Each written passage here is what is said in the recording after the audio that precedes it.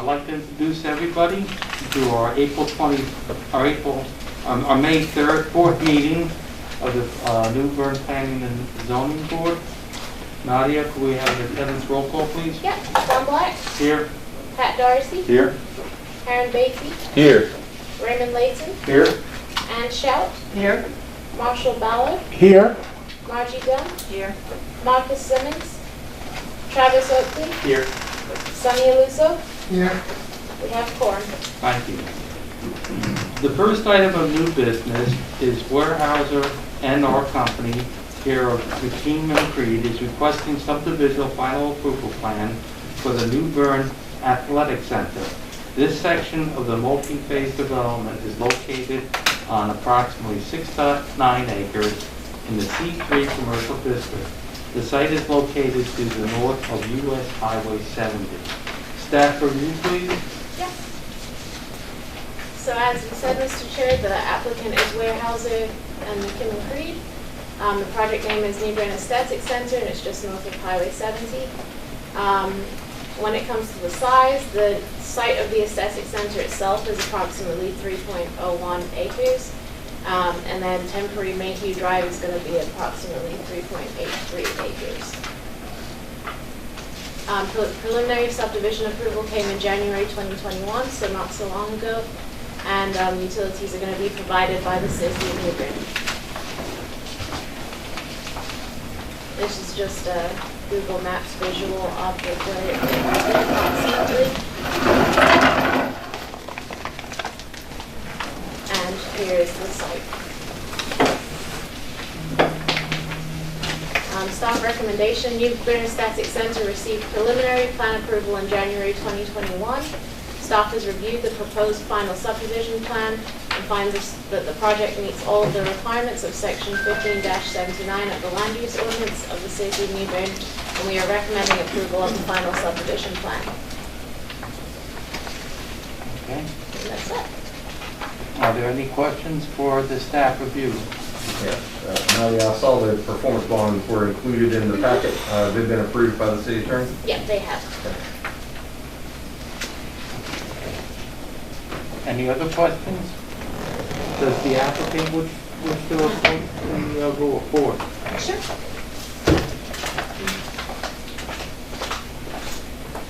I'll just go ahead and give a quick overview of the site.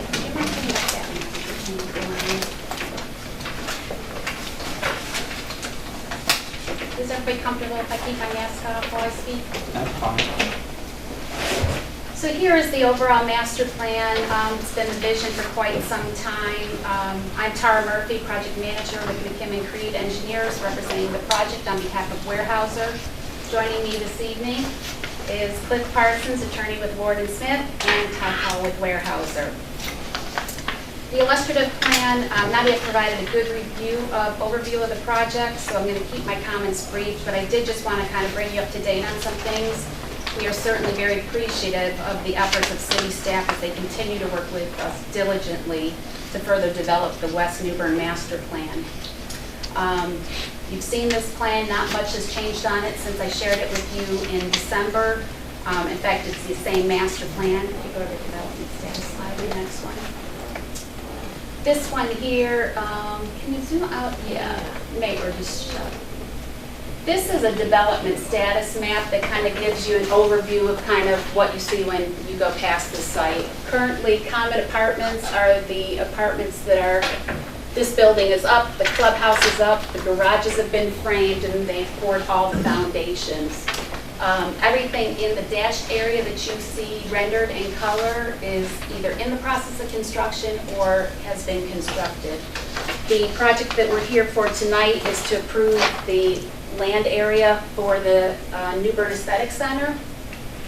And I don't know if you've driven by the site lately, but it's certainly shaping up, and we are excited about the continued growth out there.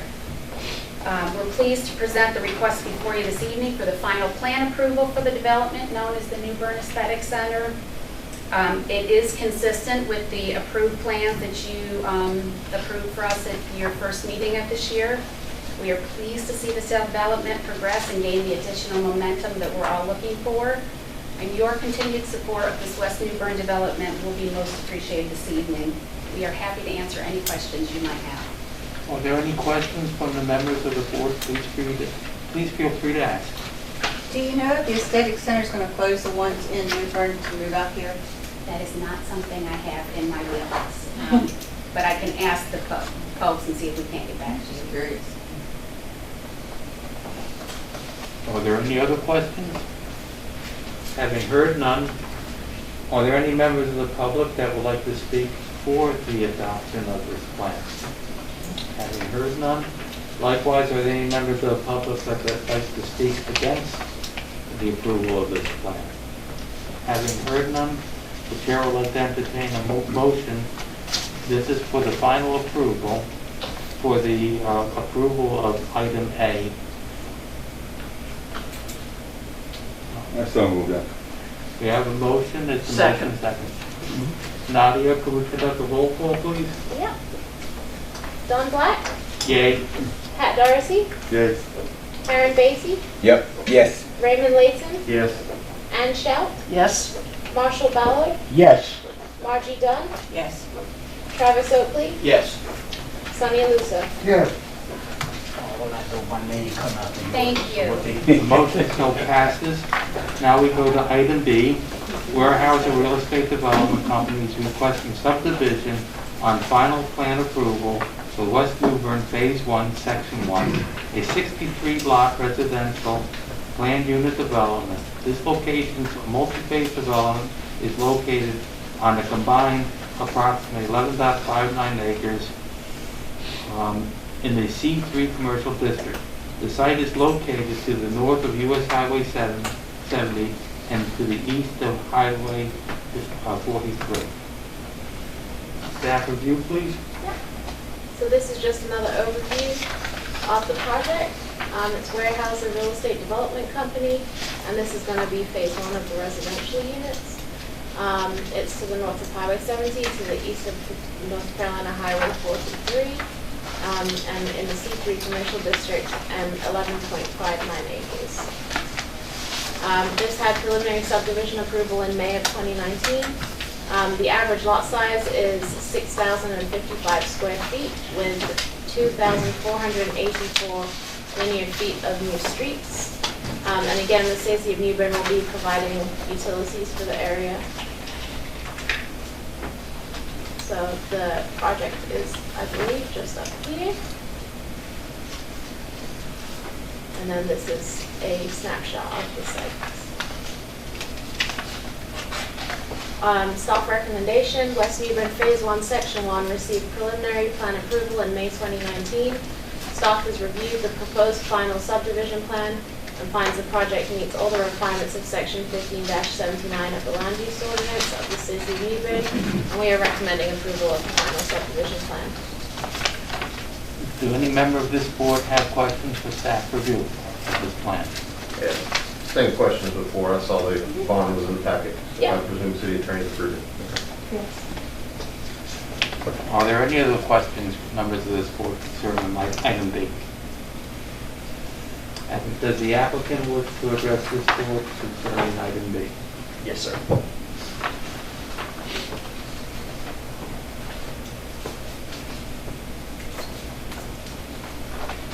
Good evening, members of the board. My name is Scott Anderson. I'm with ARC Consulting Group, and we are the civil engineer for the project. As Nadia mentioned, this was approved in May of 2019, and construction started earlier this year. All of the utilities are in place, and the roadways are almost complete, and we anticipate construction being complete with the roadways by June 1st. Nadia, if you'll flip back to the overall plan, colored. Yeah, there you go. So this is the overall part that we're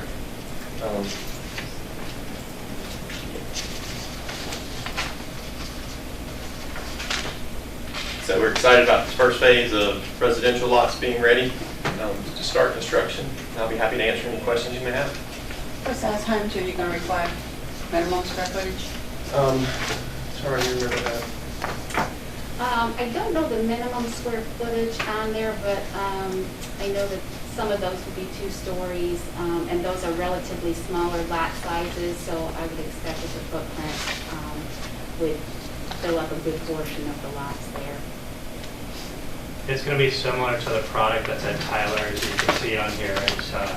It's under contract with DR Horton. I think they're going to take some of their same things that they're doing at Tyler and bring the product here.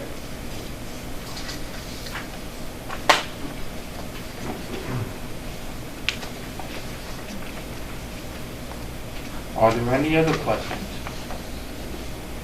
So Weyerhaeuser will be doing all the construction themselves, there'll be no outside contractors building? Actually, we've used all outside contractors to do it. I mean, the Weyerhaeuser, we're just sort of doing the oversight that we have. It's been Terry Morris who's been doing, and Morrison Sons who've been doing most of the contracting work out there, and then of course, we've had landscapers and a lot of other folks too. So. But if someone wanted to custom with another builder, would they be allowed? Oh yeah, no. This is really just the first phase of it, and then I will have other. I think we'll be in front of you guys again, hopefully here in the future for some other lots out there. And I think our intention is to have some local builders and just have a mix. I mean, I think the important part of it, we've been working with them for a long time. They're great to help get it started, but I think for this project really to be successful, and we want to have a mix of everything in there, and I don't see this just being just Horton. So Yeah.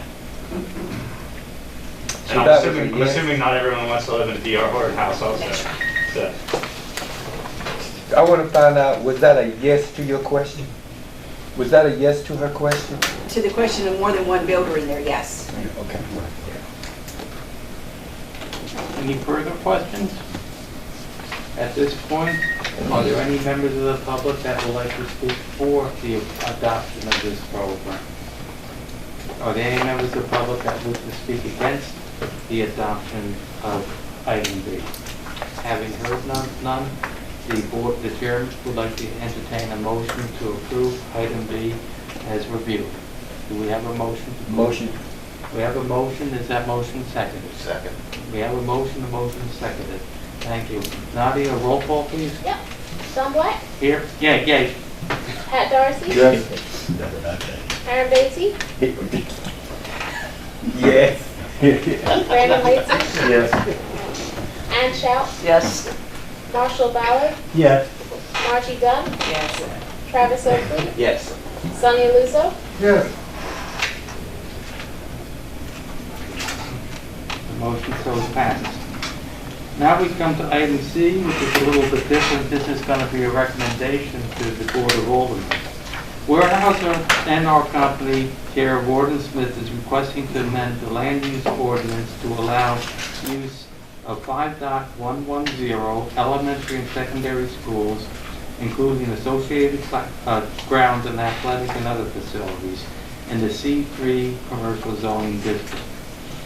As a further clarification, any change to the land use ordinance concerning this item is going to be universal within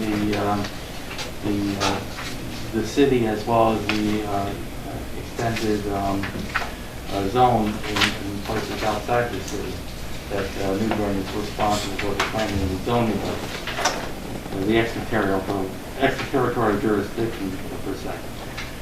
Staff review, please. So this one is going to be a recommendation to the Board of Aldermen, just so you all know. And it really is pretty self-explanatory. Currently, as the table of permissible uses stands, under C3, schools are not allowed at all. And then what we're proposing here is that schools be allowed as a permitted use in the C3 zoning district. That really is all there is to it. Staff recommendation. Staff has reviewed the proposed amendment to the land use ordinance and finds that the request to allow use 5.110 elementary and secondary schools in the C3 commercial zoning district would be in the public interest, and we are recommending approval of this request. I have an idea that might be helpful in that if we created an overlay, and Raymond, I know you're an expert in this. The problem is, if we do this, it's going to be a universal change. That's right. If we make an overlay where we can allow it in the West New Bern, that might prevent problems in the future, and it might also give further accommodation to Weyerhaeuser to develop it. Right now, West New Bern is a tabula rasa. It's a blank slate, more or less. There's very little development going on there right now. Do you think it would be a good idea at this point to introduce a overlay where that if this development needs other considerations, it won't impact other areas?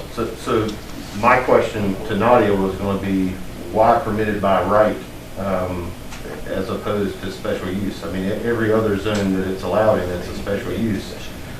Any particular reason why we think it's a good idea to be, I mean, I realize that's the application, but from a staff point of view, and from a land use ordinance, why wouldn't, if it's special use everywhere else, why wouldn't we just put special use in C3? I don't have a problem with C3, adding it to C3. That seems to me it ought to be a special use, and then that would take care of An overlay, yeah. An overlay is probably too much in my opinion. You can overlay the city to death. That's probably, I mean, that's why we got the table of permissible uses. Seems to me a better way to handle it would make it a special use permit as opposed to permitted by right. Okay, so this was how it was presented to us when it was applied for. Sure. So that, if that's something you would like to discuss, I think, Jamie, they would be allowed to recommend that to the Board of Aldermen, to recommend it, but as a special use permit rather than allowed by right. And I guess my question was, when staff reviewed it, was that a discussion point? I think our thinking was there really isn't people trying to put up schools. Yep, completely agree. I mean, schools are different than other uses, for sure. So we're really not too worried from that point of view, which is why I think we were just going to propose it as a permitted use without a special use permit. But a special use permit, if we have stepped in thing, that would have to come before the board again to approve this a special use? That would go to the Board of Adjustment, which actually Seth leads. Board of Adjustment. Yeah. This just seems odd to me that we've gone so long with not making these changes and now all of a sudden. Does that further encumber the development interests of Weyerhaeuser then? By having to go before the Board of Adjustment to have that right? No, I wouldn't go so far as to say that. I mean, it's just another step in the process. If it would be no different if the school system wanted to build a school on one of the others. It's a special use permit requirement. They go before the Board of Adjustment. There's an application process, and then that's a judicial board, so they make a ruling, and so I don't see any reason why we wouldn't want to be consistent with what we've got in the other zones. I think there is a big difference because this is such a large development. Well, and it's also a new development, and God knows how things are going to change in the future. Hopefully they change with growth and whatnot, and with growth might become, certain, to allow certain allowances to accommodate the growth and services that they need. Sure, and I would encourage us, because we're talking about making changes to the table of permissible uses, I would encourage us not to think about this in the context of this particular development scale, small, large, or otherwise. So anytime I look at the table of permissible uses and I see an anomaly like that, permitted by use or permitted by right, and I look at it and there has to be an obvious reason why we've done that. In this particular case, I don't see an obvious reason. As Nadia says, not everybody is trying to build a school, and so it's it's obviously a different type of use than many other uses in our ordinance. Well, I think your idea is entirely reasonable. We're not going to make a universal change to the land use ordinance, except for the special use, that they have to apply for a special use permit that goes through the Board of Adjustment. Correct, yeah, and that's all I'm just suggesting is that we may consider as a board our recommendation that our recommendation being that this be a special use, allowed by special use permit in lieu of allowed by right. Don, I want to ask you, are you perceiving that if we do this, because it is such a carte blanche, Yeah. that we'll open up too much? Are you I'm a concerned that little it's going to bit open concerned up about too that. much? Yeah, because Too once when it's in the land use ordinance, they can, an application can be made. I think by going through the Board of Adjustment, that gives further review, which I think might be a good idea. Sounds like it would reduce the greater risk to have it managed now than to open up a great big book and Right now then try we're- to shut it back. Yeah, I think. What are you thinking? Yeah, I don't think you can shut it back. But, you know, again, if you're looking at the bigger picture, the growth is going to be more than just West New Bern. True. It's going to continue on, you know, long after we're gone. The only question then is what's built around it. Well, and again, this application isn't specific to West New Bern, right? Right. This is an application to change At the large. ordinance and change At the large. So what I would encourage us to do is we all know we're talking about West New Bern here, but let's not look at it in that context. Let's look at it in the context of the table of permissible uses. And what makes sense to me, looking at this, is every other zone where it's allowed is a special use permit. I can't think of a good reason why we wouldn't want to make making it allowable in C3 is perfectly reasonable to me, but do it by special use permit. Ms. Bullock-Bosley, do you have any comments for us concerning about changing the language of this item on the agenda? No, sir, I think the gentleman to my left, this point is correct. You're analyzing the circumstance. You have to think about The future impact. the future impact to the city as a whole. Focusing on West New Bern is short-sighted. Think, for example, about Miss Boulevard. You know, if you make it permitted, somebody could then say, all right, I'm going to build a school for 1,500 students across the street from the blank, and all of the nuances that come with that. So it may be appropriate to consider other types of uses, considering the scale of this request. Can we go forward and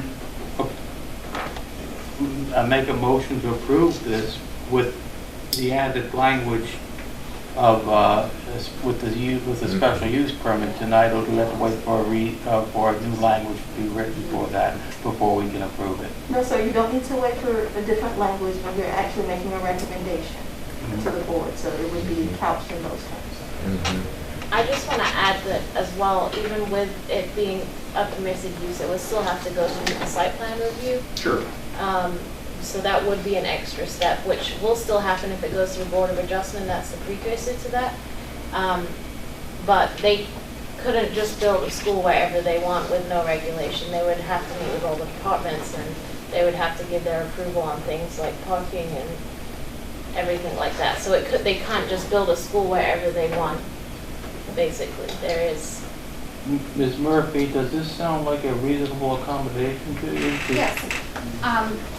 Absolutely. If I could just give a little bit of background as to kind of our thought process as we looked at this, and I agree it seems natural that if you have all the S's that Z would be an S. The thought process behind the Z is such that all of the S's on the left side here are lower intensity zoning districts, your typically residential zoning districts, where the ones on the right side are typically your higher intensity uses. C3, you can do lots of different things in C3. You can do a mixed-use development, you can put office, you can do apartments, you can do single family. So the thought process there was that allowing it by right would save a step in coming to the Board of Adjustment. Certainly, we'd be willing to consider that being a special use permit, but I did want you to know what we were thinking when that Z was put in that category. Basically, it would, allowing the elementary and secondary school uses in our C3 zoning districts citywide, not specific to West, of course, because this is a blanket change in your use table.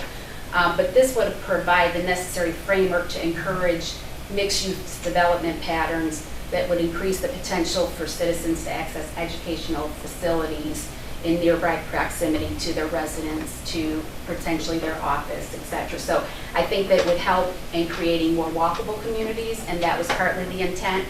Not every property that is zoned C3 currently would be of sufficient size to support a school. And I think that that's where kind of the marketplace will dictate whether a certain C3 parcel is going to be attractive to a school user. Not every C3 zone piece of property in New Bern would be attractive to a school use. And as Nadia indicated, there will be lots of hoops to jump through in the way of development regulations in order to do it, whether it's a special use or a by right. So that was just kind of some of the thought process. But that would also increase the price of the property by going to a C3, allowing the Z zone. So the land itself would cost more money. Yeah, I mean, you could do a Walmart in a C3 zone. I mean, you could do a lot of higher intensity, land development that will pay a higher price for a C3 zone, property. Nadia, for buildings like fire stations, like police satellite stations, are they allowed to build in C3 as the land use ordinance is currently written? That maybe a question for Seth. Town, I've got to refer. But I believe that would count as a government building, which those are allowed in yes, almost they're- all zones. Yeah, allowed by right. Yeah. Are there any other questions concerning item C from members of this board? Now, Raymond, we're going to introduce the motion advising that it is amended to allow it permitted by a special use permit. Okay, would you like me to make a motion? Are we ready Please. for that? Okay, so I'd like to make a motion that we recommend to the Board of Aldermen that this application, or that this, this application be approved with the change to making this allowed by special use permit in lieu of, or instead of by right. We have a motion. Is it Second. Motion and second. Can we have a roll call, please?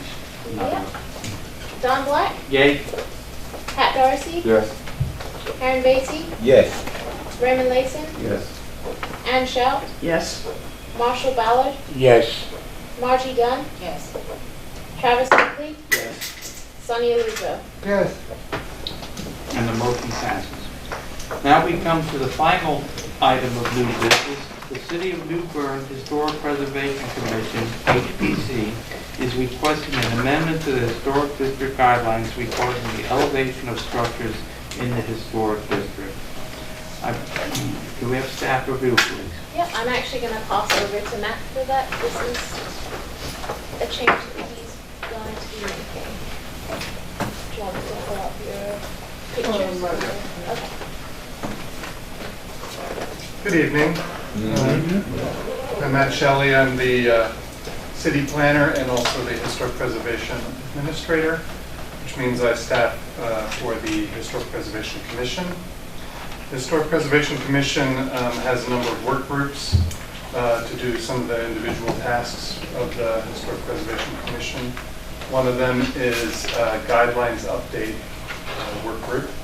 And so that work group has consulted over a year or two now, at least, with some ideas regarding how to address some of the flooding issues in the historic district and how to recover or even prevent damage for flooding. So at the moment, we have some low-hanging fruit before you. There's obviously a lot more to do than this, but as we were seeing a new hurricane season approaching, I thought it might be good to get some of these out and published into the guidelines. So we're proposing 2 new guidelines addressing an issue that we haven't actually had guidelines for before, and that is for elevating structures. So up until now, we've had kind of internal policy as to how to handle that because it wasn't directly addressed. So we've learned some things over the course of the years. As you may have seen, some rather not so successful or less successful elevated structures. And now, more recently, several more have come along and rather more successful. So now we've learned that to address, one way to address elevating structures, or two ways to address elevating structures is, first of all, as we've indicated with the first one, is to only allow elevations up to the minimum required by the flood ordinance. And the second one is that once that has been done, it seems in many cases, especially as you get closer to the river, that still is a relatively large amount of elevation. And so many of those foundation walls can be 4, 5, even 6 feet tall. And so in those cases, in order to preserve some of the character of the historic district, we're requiring then that those cases minimize the visual impact of those foundation walls by introducing a number of mitigating methods, including landscaping, grading, and terrace retaining walls. I do have some images to give you an idea of what we're talking about. So these are some of the bad examples of what happens when, or what can happen with elevating structures. So that one's obviously very tall and not very historic, it's uncharacteristic of a historic district. The next one, these are in different places, obviously. Here's one where it's a background building is quite a bit taller than the one next to it. And so that was also one of the things that especially the State Historic Preservation Office is worried about, is maintaining the character of the street. Now in our case, we're seeing that almost every structure is going to be elevated. So eventually, in our case, this one is likely also to be elevated too. So we'll end up with a series of elevated structures. You can go to the next page, please. And they may end up somewhat more like this. This is not necessarily very high. This would be one of our higher ones, though. But it's still rather stark around the base of this building. Go ahead, next one. Yeah. Again, same kind of thing. Pretty high and rather stark around there. Go to the next one. What we prefer is something more like these, where we have, it's elevated, in fact, all the way up to this height. But because of the landscaping and adding soil and such around the building, it minimizes that visual impact. And the next one? Or maybe even more likely around here, that had a somewhat large front yard to allow that. A smaller front yard may have a small garden wall, terracing basically the landscaping up, and then more landscaping around it. So those are the goals of our 2 additional guidelines. Yeah, the staff, please. This has nothing to do with the topmost of the house, what we're talking about right now, right? Well, they would still be in, they'd have to stay within the height limits that we've already gone through. Yeah, there's the riverfront overlay district has the extra height restriction that this does not affect that. They still have to maintain their height within that. So if it becomes an issue, they would have a shorter structure. Smaller window to work in. Understood. Also, apparently, in the, I was just informed that when you revised the riverfront overlay district, you also included the requirement that houses would not be elevated or structures would not be elevated any higher than the minimum required. So this basically aligns exactly with the one that you had already adopted for that district. Now this, of course, extends beyond that district throughout the whole historic district. And at the same time, in the first one, in the first guideline, you notice we had language in there addressing cases when someone wants to elevate a house or structure, sorry, I keep saying house, a structure even though they're not in the flood district, in the flood zone. So, so we've added that that is limited to about 2 feet above the current height. So they are allowed to elevate some, but only up to 2 feet. The flood zone, though, however, implies or has been calculated that there'll be, I think, below 1 foot of flooding on the site, or less. Yeah, below 1 foot or 0. So, but some people still feel they need to elevate them, so that we would allow that in the historic district. On the smaller storms, that 1 foot can make a big difference. And that would have to be a very large storm in those cases, because the flood area has we just readopted a new flood ordinance with the new flood maps, and that was discovered. The new flood maps must have been adjusted to the Florence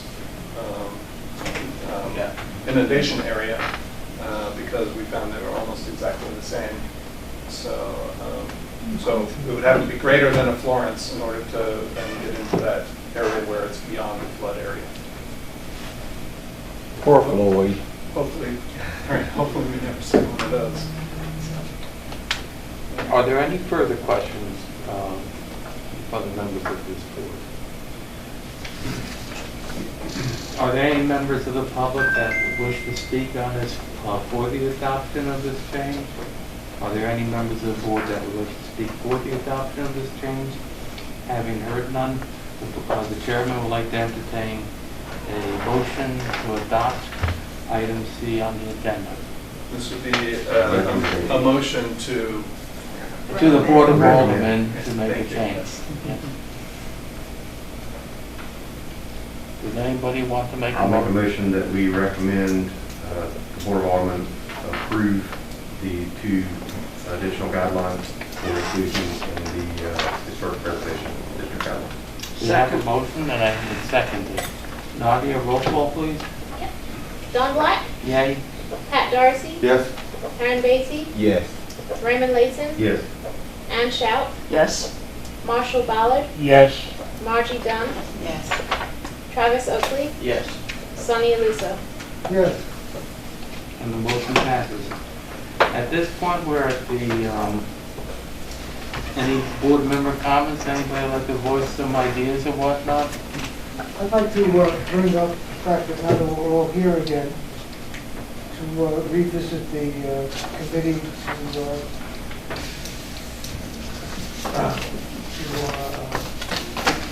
study what the ramifications of all the new.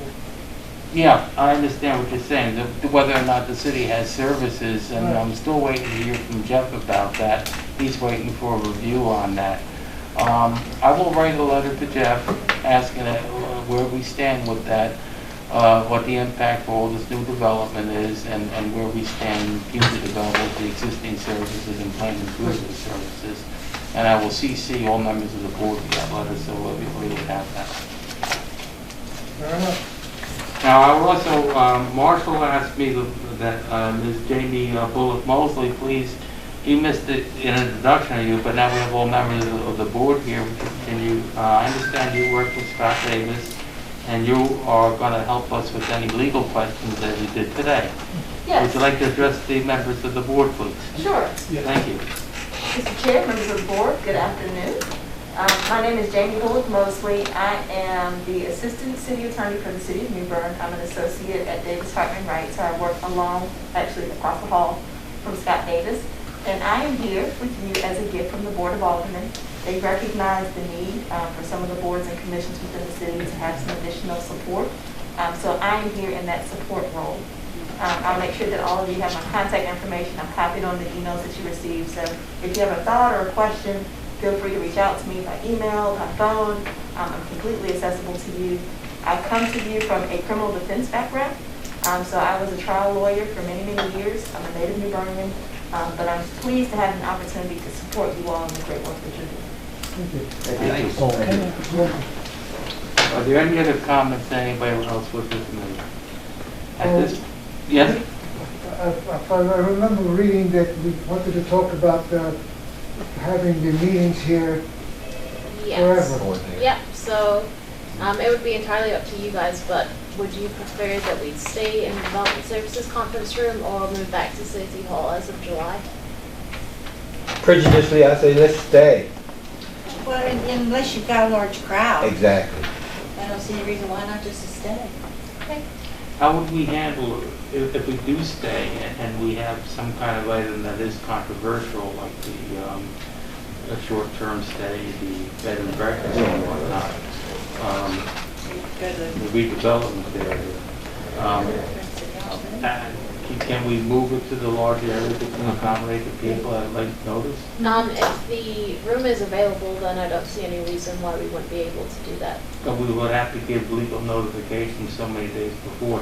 Would we Yes. not? Why don't we have someone here to answer this question? I remember that when we came for that little seminar that the city attorney gave us, he kind of was emphatic that people shouldn't be giving us, shouldn't be addressing us in the first place.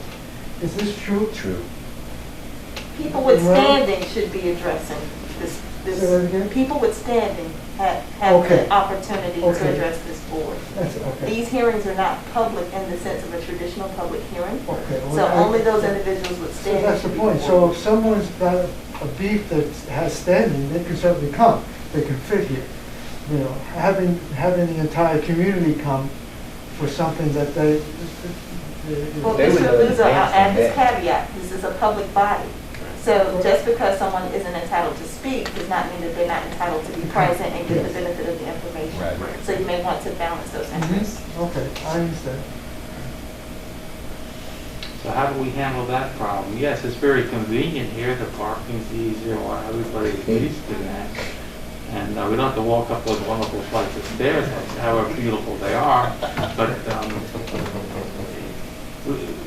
the staff can accommodate us accordingly. We get a lot of Yeah, feedback. typically, we have a rough idea of whether something's going to be controversial or not because we have people calling nonstop in the days beforehand. So that would be possible. If we expect a larger group of people, then we can, is it a week out that we have to publish the agenda? I believe so. I think it is. So a week out, we would have to, Yes. Another thing to consider is you've already published your calendar of regular meetings. So you may want to make some type of adjustment to your online posting if you're considering moving the okay, location permanently here. yep, that can be done. Okay, well, do we have a motion to hold our venue here pending and anticipating with a large crowd? I'll make that motion. We have that motion? Is that motion seconded? I'll second it. All those in favor of, do we have a roll call, please, Nadia? Yeah. Don Black, Yes. Pat Darcy, Yes. Aaron Basie, Yes. Raymond Layton, Yes. Ann Shout, Yes. Marshall Ballard, Yes. Margie Dunn, Yes. Travis Oakley, Yes. Sonny Aluso. Yes. And that motion passes. And Not in bed, so that's my own say. is there any other new business or discussion anybody wants to take over? So I've got, Okay. Well, it's very good. At this point, I'd like to entertain a motion to close this meeting. We have a motion and a second. And Nadia, roll call, please. Don Black, Yay. Pat Darcy, Yes. Aaron Basie, Aaron? Yes. I was talking to him and I missed the introduction. Raymond Layton, Yes. Ann Shout, Yes. Marshall Ballard, Yes. Margie Dunn, Yes. Travis Oakley, Yes. Sonny Aluso. yes. And is that necessary now that we're all This back? meeting is at a to close. like that?